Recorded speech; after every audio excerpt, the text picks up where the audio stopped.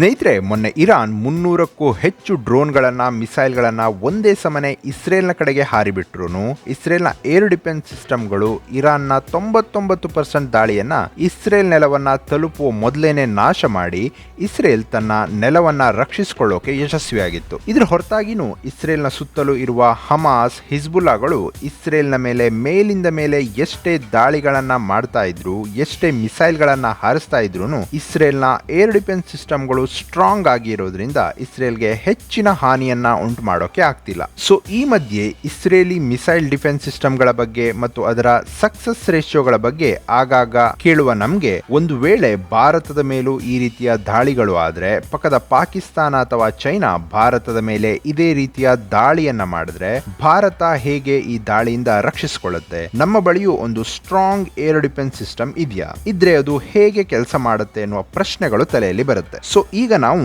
ಇದೇ ಪ್ರಶ್ನೆಗೆ ಉತ್ತರ ಹುಡುಕ್ತಾ ಭಾರತದ ಏರ್ ಡಿಫೆನ್ಸ್ ಸಿಸ್ಟಮ್ ಹೇಗಿದೆ ಅಂತ ನೋಡೋಣ. ಸ್ನೇಹಿತರೆ, ಒಂದು ದೇಶಕ್ಕೆ ಮಿಸೈಲ್, ಡ್ರೋನ್ ಅಥವಾ ಯಾವುದೇ ರೀತಿಯ ಫ್ಲೈಯಿಂಗ್ ಆಬ್ಜೆಕ್ಟ್ ಗಳಿಂದ ಅಪಾಯ ಎದುರಾದ್ರೆ ಅದನ್ನ ಎರಡು ರೀತಿಯಲ್ಲಿ ನಾಶಪಡಿಸಲಾಗುತ್ತೆ. ಅದರಲ್ಲಿ ಒಂದು, ನೆಲದ ಮೇಲೆ ನಿಯೋಜನೆಗೊಂಡಿರುವ ಏರ್ ಡಿಫೆನ್ಸ್ ಸಿಸ್ಟಮ್ ಗಳಿಂದ ಮಿಸೈಲ್ ಗಳನ್ನ ಹಾರಿಬಿಟ್ಟು ಇನ್ಕಮಿಂಗ್ ಅಂದ್ರೆ ನಮ್ಮ ಕಡೆಗೆ ಹಾರಿ ಬರುತ್ತಿರುವ ಥ್ರೆಟ್ ಅನ್ನ ನಾಶಪಡಿಸಲಾಗುತ್ತೆ. ಇನ್ನೊಂದು ವಿಧಾನ ಅಂದ್ರೆ ಏರ್ ಟು ಏರ್ ಮಿಸೈಲ್ ಗಳನ್ನ ಲಾಂಚ್ ಮಾಡಬಲ್ಲ ಫೈಟರ್ ಜೆಟ್ ಗಳನ್ನ ಹಾರಿಸಿ ನಂತರ ಇನ್ಕಮಿಂಗ್ ಥ್ರೆಟ್ ಗಳನ್ನ ಹುಡುಕಿ ನಂತರ ಆ ಫೈಟರ್ ಜೆಟ್ ಗಳಿಂದ ಏರ್ ಟು ಏರ್ ಮಿಸೈಲ್ ಗಳನ್ನ ಹಾರಿಬಿಟ್ಟು ಇನ್ಕಮಿಂಗ್ ಥ್ರೆಟ್ ಗಳನ್ನ ನಾಶ ಮಾಡಲಾಗುತ್ತೆ. ಬಟ್ ಒಂದು ದೊಡ್ಡ ಪ್ರಮಾಣದಲ್ಲಿ ದೊಡ್ಡ ವಾಯು ಪ್ರದೇಶವನ್ನ ರಕ್ಷಣೆ ಮಾಡಬೇಕು ಅಂದ್ರೆ, ಇನ್ಕಮಿಂಗ್ ಥ್ರೆಟ್ ಗಳನ್ನ ಮೊದಲೇ ಹುಡುಕಿ ಅದನ್ನ ನಾಶಪಡಿಸಬೇಕು ಅಂದ್ರೆ, ಭೂಮಿಯ ಮೇಲೆ ಅಗತ್ಯಕ್ಕೆ ತಕ್ಕಂತೆ ಸ್ಟ್ರಾಟಜಿಕ್ ಲೊಕೇಶನ್ ಗಳಲ್ಲಿ ನಿಯೋಜನೆಗೊಂಡಿರುವ ಮಲ್ಟಿಲೇಯರ್ ಏರ್ ಡಿಫೆನ್ಸ್ ಸಿಸ್ಟಮ್ಗಳು ಕಾರ್ಯಸನ್ನದ್ಧವಾಗಿದ್ರೆ ಮಾತ್ರ ತನ್ನ ವಾಯು ಪ್ರದೇಶವನ್ನ ರಕ್ಷಿಸಿಕೊಳ್ಳೋಕೆ ಸಾಧ್ಯ. ಹಾಗೇನೆ ಭಾರತ ಸಹ ವಿಭಿನ್ನ ಸ್ತರಗಳಲ್ಲಿ ವಿಭಿನ್ನ ರೀತಿಯ ಏರ್ ಡಿಫೆನ್ಸ್ ಸಿಸ್ಟಮ್ ಗಳನ್ನ ಆಪರೇಟ್ ಮಾಡುತ್ತೆ. ಭಾರತ ಆಪರೇಟ್ ಮಾಡ್ತಿರುವ ಏರ್ ಡಿಫೆನ್ಸ್ ಸಿಸ್ಟಮ್ ಗಳನ್ನ ಪ್ರಮುಖವಾಗಿ 3 ಸ್ತರಗಳಲ್ಲಿ ಡಿವೈಡ್ ಮಾಡಬಹುದು. ಮೊದಲನೇದಾಗಿ ಆಂಟಿ ಬ್ಯಾಲಿಸ್ಟಿಕ್ ಅಥವಾ very long range air defence system ಮತ್ತು ಎರಡನೆಯದಾಗಿ ಲಾಂಗ್, ಮೀಡಿಯಂ ಮತ್ತು short range air defence system. ಹಾಗೆ ಕೊನೆಯದಾಗಿ ಕ್ಲೋಸ್ ಇನ್ ವೆಪನ್ ಸಿಸ್ಟಮ್ ಮತ್ತು ಟ್ಯಾಕ್ಟಿಕಲ್ ಏರ್ ಡಿಫೆನ್ಸ್ ಸಿಸ್ಟಮ್. ಸ್ನೇಹಿತರೆ, ಯಾವುದಾದ್ರೂ ದೂರದ ಅಂದ್ರೆ 1000 ಅಥವಾ 2000 ಕಿಲೋಮೀಟರ್ ಗಿಂತನೂ ದೂರದ ಟಾರ್ಗೆಟ್ ಅನ್ನ ದೊಡ್ಡ ಪ್ರಮಾಣದಲ್ಲಿ ಧ್ವಂಸ ಮಾಡಬೇಕು ಅಂದ್ರೆ ಅಂತಹ ಟೈಮ್ ಅಲ್ಲಿ ಬ್ಯಾಲಿಸ್ಟಿಕ್ ಮಿಸೈಲ್ ಗಳನ್ನ ಹಾರಿಬಿಡಲಾಗುತ್ತೆ. ಈ ಬ್ಯಾಲಿಸ್ಟಿಕ್ ಮಿಸೈಲ್ ಗಳು ಒಮ್ಮೆಲೆ ಭೂಮಿಯ ಅಟ್ಮಾಸ್ಫಿಯರ್ ಗಿಂತನೂ ಹೊರಗಡೆ ಹೋಗಿ ಮತ್ತೆ ಭೂಮಿಯ ಕಡೆ ಅಂದ್ರೆ ತನ್ನ ಟಾರ್ಗೆಟ್ ನ ಕಡೆಗೆ ಅತಿ ವೇಗವಾಗಿ ಬರುತ್ತೆ. ಒಂದು ವೇಳೆ ನಾಳೆ ಚೀನಾದ ನೆಲದಿಂದ ಭಾರತದ ಯಾವುದಾದ್ರೂ ದೊಡ್ಡ ನಗರವನ್ನ ಟಾರ್ಗೆಟ್ ಮಾಡಿ ಈ ರೀತಿಯ ಬ್ಯಾಲಿಸ್ಟಿಕ್ ಮಿಸೈಲ್ ಗಳನ್ನ ಹಾರಿಬಿಟ್ರೆ ಅದಕ್ಕೆ ಪ್ರತ್ಯುತ್ತರವಾಗಿ ಅದನ್ನ ನಾಶ ಮಾಡೋಕೆ anti ballistic very long range missile ಗಳನ್ನ ಉಡಾಯಿಸಬೇಕಾಗುತ್ತೆ. ಇಂತಹ ಆಂಟಿ ಬ್ಯಾಲಿಸ್ಟಿಕ್ ಮಿಸೈಲ್ ಗಳು ಭೂಮಿಯ ವಾತಾವರಣದಿಂದ ಹೊರಗೇನೆ ಎನಿಮಿ ಮಿಸೈಲ್ ಗಳನ್ನ ಹುಡುಕಿ ಹೊಡೆಯುವ ಸಾಮರ್ಥ್ಯವನ್ನ ಹೊಂದಿರುತ್ತೆ. ಭಾರತದ ಬಳಿಯೂ ಸ್ವದೇಶಿ ನಿರ್ಮಿತ PAD ಮತ್ತು AAD anti ballistic missile system ಗಳಿವೆ. ಇದರಲ್ಲಿ PAD ಅಂದ್ರೆ ಪೃಥ್ವಿ ಏರ್ ಡಿಫೆನ್ಸ್, 300 ರಿಂದ 5000 ಕಿಲೋಮೀಟರ್ ದೂರದಲ್ಲಿಯೇ ಎನಿಮಿ ಮಿಸೈಲ್ ಗಳನ್ನ ಹೊಡೆದುರುಳಿಸುವ ಸಾಮರ್ಥ್ಯವನ್ನ ಈ PAD ಪೃಥ್ವಿ ಏರ್ ಡಿಫೆನ್ಸ್ ಸಿಸ್ಟಮ್ ಹೊಂದಿದೆ. ಹಾಗೇನೆ ಇದರ ಫ್ಲೈಟ್ ಆಲ್ಟಿಟ್ಯೂಡ್ 80 ಕಿಲೋಮೀಟರ್. ಹಾಗೇನೆ AAD ಅಂದ್ರೆ advanced air defence 200 kilometre range ನಲ್ಲಿ 40 ಕಿಲೋಮೀಟರ್ ಆಲ್ಟಿಟ್ಯೂಡ್ ನಲ್ಲಿ ಕಾರ್ಯನಿರ್ವಹಿಸುವ ಸಾಮರ್ಥ್ಯವನ್ನ ಹೊಂದಿದೆ. ಇನ್ನು long range air defence system ನಲ್ಲಿ ರಷ್ಯಾ ನಿರ್ಮಿತ S-400 ಮತ್ತು S-200 ಮಿಸೈಲ್ ಡಿಫೆನ್ಸ್ ಸಿಸ್ಟಮ್ ಗಳಿವೆ. ಇದರಲ್ಲಿ S-400 600 ಕಿಲೋಮೀಟರ್ ದೂರದಲ್ಲಿಯೇ ಇನ್ಕಮಿಂಗ್ ಥ್ರೆಟ್ ಅನ್ನ ಗುರುತಿಸಿ 400 ಕಿಲೋಮೀಟರ್ ದೂರದ ರೇಂಜ್ ನಲ್ಲಿ ನಾಶಪಡಿಸುವ ಸಾಮರ್ಥ್ಯವನ್ನ ಹೊಂದಿದ್ರೆ, ಇದೇ ರಷ್ಯಾ ನಿರ್ಮಿತ S-200 air defence system 300 kilometre range ನ ಎನಿಮಿ ಮಿಸೈಲ್ ಗಳನ್ನ ಅಥವಾ ಫ್ಲೈಯಿಂಗ್ ಆಬ್ಜೆಕ್ಟ್ಸ್ ಗಳನ್ನ ಹುಡುಕಿ ಹೊಡೆಯುವ ಸಾಮರ್ಥ್ಯವನ್ನ ಹೊಂದಿದೆ. ಇನ್ನು ಮೀಡಿಯಂ ರೇಂಜ್ ನಲ್ಲಿ ಇಸ್ರೇಲ್ ಮತ್ತು ಭಾರತ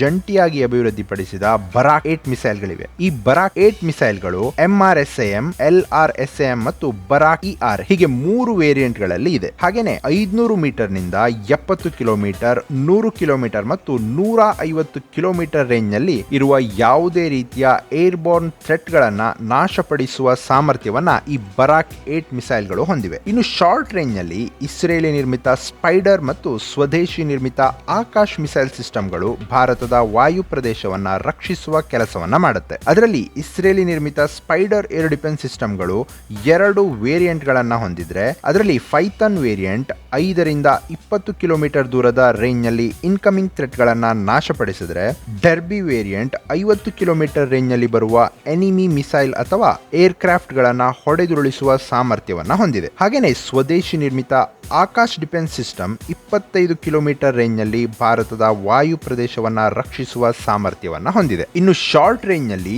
ಸೋವಿಯತ್ ಯೂನಿಯನ್ ನಿರ್ಮಿತ 9K-33 ಓಸಾ ಎಕೆ 15ರಿಂದ 18 ಕಿಲೋಮೀಟರ್ ಅಂತರದಲ್ಲಿ ಕೆಳಮಟ್ಟದಲ್ಲಿ ಹಾರಿ ಬರುವ ಏರ್ಬೋರ್ನ್ ಥ್ರೆಟ್ ಗಳಿಂದ ರಕ್ಷಣೆಯನ್ನ ನೀಡಿದ್ರೆ, ಇನ್ನು ಇದೇ ಸೋವಿಯತ್ ನಿರ್ಮಿತ AK-12 ಕಬ್ ಏರ್ ಡಿಫೆನ್ಸ್ ಸಿಸ್ಟಮ್ಗಳು 24 ಕಿಲೋಮೀಟರ್ ರೇಂಜ್ ನಲ್ಲಿ ಕಾರ್ಯನಿರ್ವಹಿಸುತ್ತೆ. ಸಾಮಾನ್ಯವಾಗಿ ಈ ರೀತಿಯ ಶಾರ್ಟ್ ರೇಂಜ್ ಏರ್ ಡಿಫೆನ್ಸ್ ಸಿಸ್ಟಮ್ಗಳನ್ನ ಒಂದು ಸೀಮಿತ ಪ್ರದೇಶದ ಆಪರೇಷನ್ ಗಳಿಗೆ ಬಳಸಲಾಗುತ್ತೆ. ಹಾಗೇನೆ ಈ ರೀತಿಯ ಶಾರ್ಟ್ ರೇಂಜ್ ಏರ್ ಡಿಫೆನ್ಸ್ ಸಿಸ್ಟಮ್ಗಳು ಟ್ಯಾಂಕ್ ಮೌಂಟೆಡ್ ಸಿಸ್ಟಮ್ಗಳಾಗಿದ್ದು ಒಂದು ಕಡೆಯಿಂದ ಇನ್ನೊಂದು ಕಡೆಗೆ ಸುಲಭವಾಗಿ ಇದನ್ನ ಸ್ಥಳಾಂತರಿಸುವ ಹಾಗೆ ಇರುತ್ತೆ. ಇನ್ನು ಇದೆಲ್ಲ ಸ್ತರಗಳನ್ನ ದಾಟಿ ಕೊನೆಯದಾಗಿ ಬರೋದು ವೆರಿ ಶಾರ್ಟ್ ಮತ್ತು ಸರ್ಫೇಸ್ ಟು ಏರ್ ಗನ್ಗಳು. ಈ ಶ್ರೇಣಿಯಲ್ಲಿ 9K-35 Strela 10, 2K-22 Tunguska, Shilka, Bofors 40mm gun ಹೀಗೆ ಹಲವು ರೀತಿಯ ವೆಪನ್ ಗಳನ್ನ ಭಾರತ ಆಪರೇಟ್ ಮಾಡ್ತಿದೆ. ಹಾಗೇನೆ Soviet made 9K-38 Igla S ಮತ್ತು ಅಮೆರಿಕ ನಿರ್ಮಿತ FIM-92 ಸ್ಟ್ರಿಂಗರ್ ಮ್ಯಾನ್ಪ್ಯಾಡ್ ಗಳನ್ನ ಭಾರತ ಆಪರೇಟ್ ಮಾಡ್ತಿದೆ. ಈ ರೀತಿಯ ಮ್ಯಾನ್ಪ್ಯಾಡ್ ಗಳು ವಿಜುವಲ್ ರೇಂಜ್ ನಲ್ಲಿ ಹಾರಾಡುವ ಹೆಲಿಕಾಪ್ಟರ್ ಗಳನ್ನ ಮತ್ತು ಡ್ರೋನ್ ಗಳನ್ನ ಹೊಡೆದುರುಳಿಸಲು ತುಂಬಾ ಪರಿಣಾಮಕಾರಿ ಅಂತ ಹೇಳಲಾಗುತ್ತೆ. ಸದ್ಯ ಇದೇ ಅಮೆರಿಕ ನಿರ್ಮಿತ ಸ್ಟ್ರಿಂಗರ್ ಮ್ಯಾನ್ ಪೋರ್ಟೇಬಲ್ ಏರ್ ಡಿಫೆನ್ಸ್ ಸಿಸ್ಟಮ್ಗಳು ರಷ್ಯಾ ಯುಕ್ರೇನ್ ಯುದ್ಧದಲ್ಲಿ ರಷ್ಯಾದ ಹೆಲಿಕಾಪ್ಟರ್ ಗಳಿಗೆ ಸಿಂಹ ಸ್ವಪ್ನವಾಗಿ ಕಾಡ್ತಿದೆ ಅಂತ ವರದಿಗಳು ಹೇಳ್ತಾ ಇದೆ. ಸೊ ಹೀಗೆ ಇದೆಲ್ಲ ರೀತಿಯ ಮಿಸೈಲ್ ಡಿಫೆನ್ಸ್ ಸಿಸ್ಟಮ್ಗಳು ಸೇರಿ ವಿಭಿನ್ನ ಸ್ತರಗಳಲ್ಲಿ ಭಾರತದ ವಾಯು ಪ್ರದೇಶವನ್ನ ರಕ್ಷಣೆ ಮಾಡುತ್ತೆ. ಸೊ ಇವಾಗ ಸಾವಿರಾರು ಕಿಲೋಮೀಟರ್ ದೂರದಲ್ಲೇನೆ ಇನ್ಕಮಿಂಗ್ ಥ್ರೆಟ್ ಗಳನ್ನ ಹುಡುಕಿ ಹೊಡೆಯುವ ಮಿಸೈಲ್ ಸಿಸ್ಟಮ್ಗಳು ಇರುವಾಗ ಮತ್ತೆ ಯಾಕೆ ಈ ವಿಭಿನ್ನ ಸ್ತರಗಳ ಏರ್ ಡಿಫೆನ್ಸ್ ಸಿಸ್ಟಮ್ಗಳು ಬೇಕು, ಅದರ ಪ್ರಯೋಜನ ಏನು ಅನ್ನುವ ಪ್ರಶ್ನೆ ಬರುತ್ತೆ. ಮೊದಲನೇದಾಗಿ ಪ್ರಪಂಚದ ಯಾವುದೇ ಅತ್ಯಾಧುನಿಕ ಏರ್ ಡಿಫೆನ್ಸ್ ಸಿಸ್ಟಮ್ಗಳು ಕೂಡ 100% ಅಕ್ಯುರೇಟ್ ಆಗಿ ಕೆಲಸವನ್ನ ಮಾಡುತ್ತೆ ಅಂತ ಹೇಳೋಕ್ಕಾಗಲ್ಲ. ಎಷ್ಟೇ ಅತ್ಯಾಧುನಿಕ ಏರ್ ಡಿಫೆನ್ಸ್ ಸಿಸ್ಟಮ್ಗಳಾದ್ರೂ ಒಂದಲ್ಲ ಒಂದ್ಸಲ ತನ್ನ ಟಾರ್ಗೆಟ್ ಅನ್ನ ಮಿಸ್ ಮಾಡಿಯೇ ಮಾಡುತ್ತೆ. ಹೀಗಿರುವಾಗ ವಿಭಿನ್ನ ಸ್ತರಗಳಲ್ಲಿ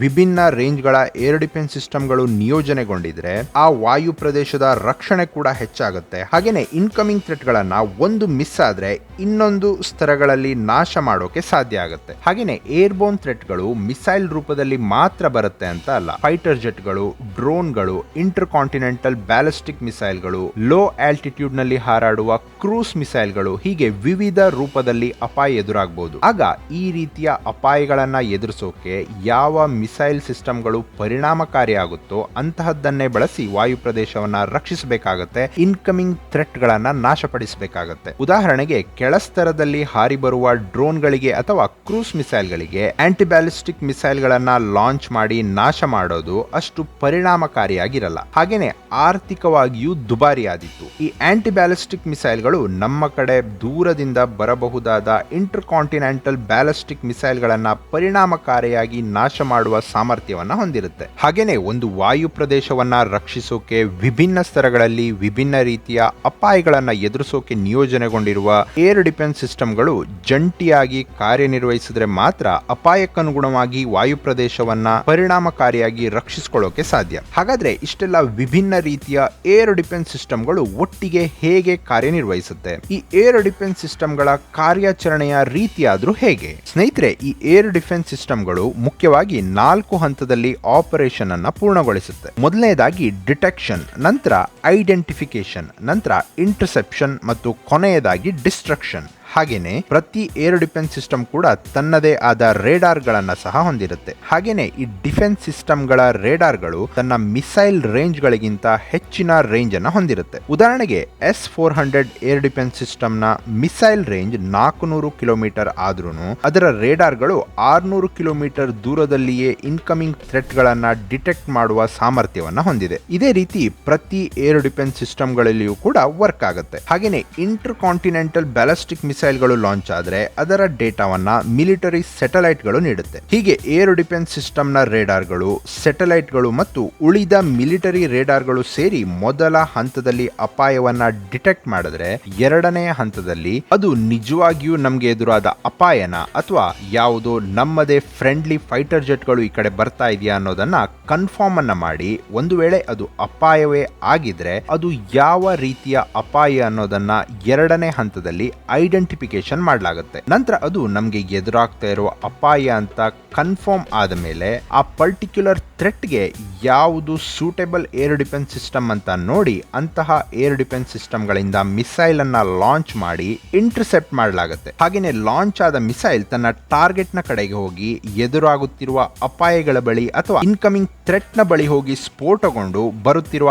ಅಪಾಯವನ್ನ ಡಿಸ್ಟ್ರಾಯ್ ಮಾಡುತ್ತೆ. ಇಲ್ಲಿಗೆ ಈ ಸಂಪೂರ್ಣ ಆಪರೇಷನ್ ಮುಗಿಯುತ್ತೆ. ಹಾಗೇನೆ ಈ ಸಂಪೂರ್ಣ ಕಾರ್ಯಾಚರಣೆಯನ್ನ ಯಶಸ್ವಿಯಾಗಿ ಮಾಡೋಕೆ ವಿಭಿನ್ನ ಪ್ರದೇಶದಲ್ಲಿ ವಿಭಿನ್ನ ಸ್ತರಗಳಲ್ಲಿ ನಿಯೋಜನೆಗೊಂಡಿರುವ ಏರ್ ಡಿಫೆನ್ಸ್ ಸಿಸ್ಟಮ್ಗಳು ಮತ್ತು ಮಿಲಿಟರಿ ರೇಡಾರ್ಗಳು ಹಾಗೇನೆ ಸೆಟಲೈಟ್ ಗಳ ಮಧ್ಯೆ ಸರಿಯಾದ ಕಮ್ಯುನಿಕೇಶನ್ ಇಲ್ಲದೆ ಇದ್ರೆ ಈ ಕಾರ್ಯಾಚರಣೆ ಯಶಸ್ವಿಯಾಗಿ ಮುಗಿಸೋಕೆ ಸಾಧ್ಯ ಆಗಲ್ಲ. ಅದಕ್ಕಾಗಿಯೇ ಇದೆಲ್ಲ ವ್ಯವಸ್ಥೆಯ ಕಮ್ಯುನಿಕೇಶನ್ಗಳು ಸರಿಯಾಗಿ ಆಗುವಂತೆ ಮಾಡುವ ಸಲುವಾಗಿನೇ ಭಾರತದ ರಕ್ಷಣಾ ಪಡೆಗಳು integrated air command and control system ಅನ್ನ ಬಳಸಿ ಕಾರ್ಯಾಚರಣೆಯನ್ನ ಕೈಗೊಳ್ಳುತ್ತೆ ಮತ್ತು ಭಾರತದ ವಾಯು ಪ್ರದೇಶವನ್ನ ರಕ್ಷಣೆ ಮಾಡುತ್ತೆ. ಸೊ ಸ್ನೇಹಿತರೆ, ಇದಾಗಿತ್ತು ಭಾರತದ ವಿಭಿನ್ನ ಪ್ರಕಾರದ ಏರ್ ಡಿಫೆನ್ಸ್ ಸಿಸ್ಟಮ್ ಮತ್ತು ಅದು ಹೇಗೆ ತನ್ನ ಕಾರ್ಯವನ್ನ ನಿರ್ವಹಿಸುತ್ತದೆ ಅನ್ನುವ ಬಗೆಗಿನ ಮಾಹಿತಿ. ಹಾಗೆಯೇ ಈ ಸಂಪೂರ್ಣ ಮಾಹಿತಿಯ ಬಗ್ಗೆ ಮತ್ತು ಭಾರತದ ವಿಭಿನ್ನ ಪ್ರಕಾರದ ಏರ್ ಡಿಫೆನ್ಸ್ ಸಿಸ್ಟಮ್ಗಳ ಬಗ್ಗೆ ನಿಮ್ಮ ಅಭಿಪ್ರಾಯ ಏನು ಅನ್ನೋದನ್ನ ಕಾಮೆಂಟ್ ಸೆಕ್ಷನ್ ಅಲ್ಲಿ ಹಂಚ್ಕೊಳ್ಳಿ. ಹಾಗೆಯೇ ಈ ಮಾಹಿತಿ ನಿಮಗೆ ವ್ಯಾಲ್ಯೂಯಬಲ್ ಅಂತ ಅನ್ಸಿದ್ರೆ